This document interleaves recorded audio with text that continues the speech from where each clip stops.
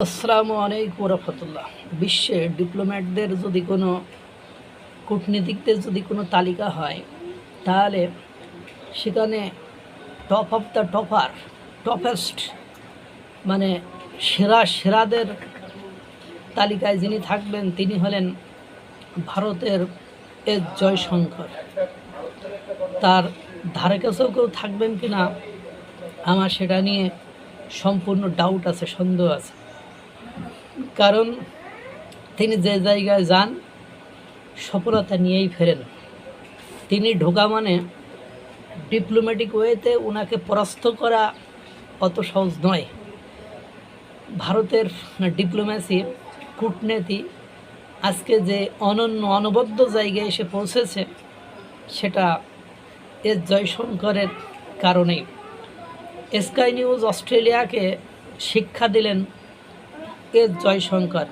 Bharat camp বেছে, তিনি বলছেন ভারত ক্যাম্প বেছে নেয় না, স্বার্থ বেছে নেয়। অস্ট্রেলিয়ান টেলিভিশন স্কাই নিউজের সাক্ষাৎকারে ভারতের পররাষ্ট্রমন্ত্রী ডক্টর এস জয়শঙ্করকে জিজ্ঞাসা করা হয়, ভারতের রাশিয়া নীতি অস্ট্রেলিয়াকে উদ্বিগ্ন করে কি?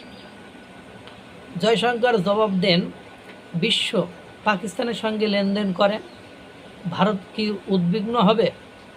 ভারতের জ্বালানি সিদ্ধান্ত বৈশ্বিক বাজার স্থিতিশীল করতে সাহায্য করেছে।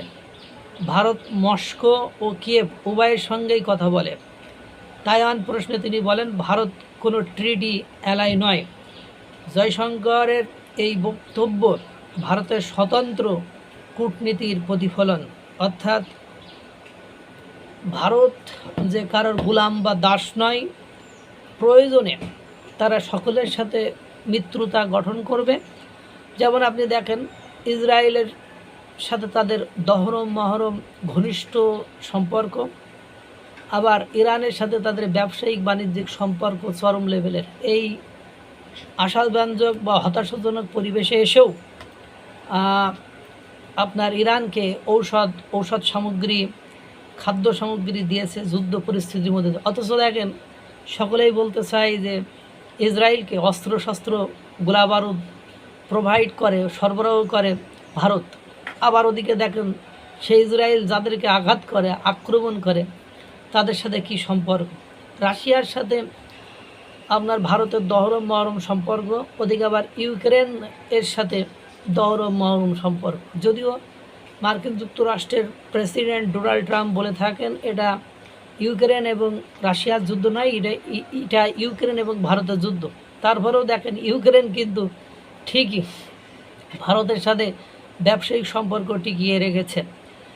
এই যে অবস্থা, চীনের সাথে এই যে লাগে লাগে ভাব থাকে সবসময়, অথচ চীনের সাথে তাদের ব্যবসা বাণিজ্য সম্পর্ক টিকে আছে। সুতরাং সম্পর্ক কি হবে না হবে সেটা কূটনীতির উপর নির্ভর করবে। আর কূটনীতির ক্ষেত্রে একেবারে অনবদ্য ভূমিকা পালন করছে ডক্টর এস জয়শঙ্কর।